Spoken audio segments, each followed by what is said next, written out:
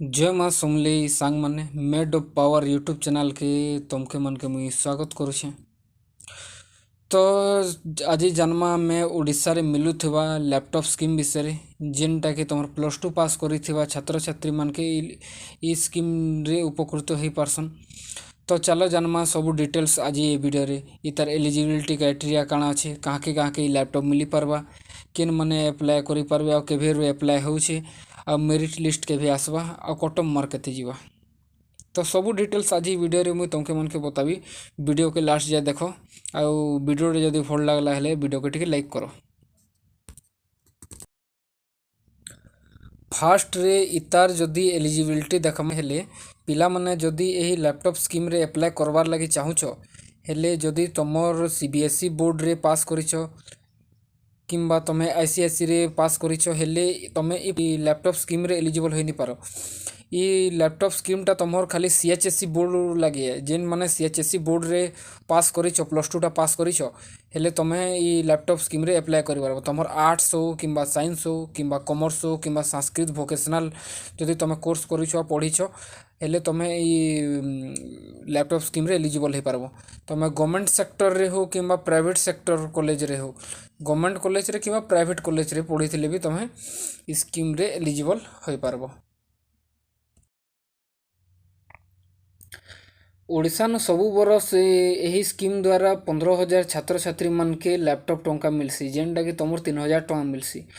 सीएचएससी board तार under रे थिबा जेते भी कॉलेज हो जेनटा कि गवर्नमेंट हो या प्राइवेट हो सबु कॉलेज रु पिला मन के नेसी तुमर मार्क चेक करसी तार जेनटा आर्ट्स रु केतरा पिला के नेबा तुमर साइंस रु केतरा पिला के नेबा कॉमर्स रु केतरा पिला के नेबा से मनकर मार्क चेक करवा तारपरे सेते भितरु तुमर टॉप 15,000 पिला मन के बाछी करी तार मेरिट लिस्ट बनासी। सेंता तुमर 2024 रे जदि देखो हेमा हेले पिला मनकर एग्जाम सरला न एटा मे मास रे तुमर रिजल्ट भी बाहरी गेला एबे तुमर मेरिट लिस्ट बाहरबा। मेरिट लिस्ट बाहरला परे जदि तुमर नाटा मेरिट लिस्ट रे आसुची हेले तुमके कॉलेज रु गुटे सर्टिफिकेट मिलवा जेनटा कि तुमर प्रिंसिपल रो गुटे सिग्नेचर टे थिबा से सर्टिफिकेट के आनी करी तुम स्टेट स्कॉलरशिप पोर्टल के जे करी तुमर मेधावी प्रोत्साहन योजना जेनटा अच्छे से तुम्हें अप्लाई करि पारबो तुमर स्कूल लैपटॉप लगी आ तुमर मेरिट लिस्ट डिसेंबर मासे सुधा तुमके मिली मेरिट लिस्ट पले आसवा। तो जहार भी ना आसुची मेरिट लिस्ट रे से मने तुमर मेधावी प्रोत्साहन योजना जेन तुमर स्कीम आसी से जे करी तुम्हें लैपटॉप टा अप्लाई करि पारबो। आ गोटे इम्पोर्टाट कथा जेते बेले तुम तुमर लैपटॉप अप्लाई करबो जेन टंकाटा आसवा तुमर लैपटॉप रो जेन 30,000 टंकाटा आसवा से जेन बैंक अकाउंट दबो से बैंक अकाउंट रे तुमर आधार कार्ड और मोबाइल नंबर लिंक थिबार कथा हेले तुम जानी पारबो कि तुम लैपटॉप पैसाटा पड़वा से एमती तुम मेसेज द्वारा जानी पारबो जेनता तुमर डीबीटी द्वारा तुमर बैंक ट्रांसफर होगा जेनटा कि तुम डायरेक्ट बैंक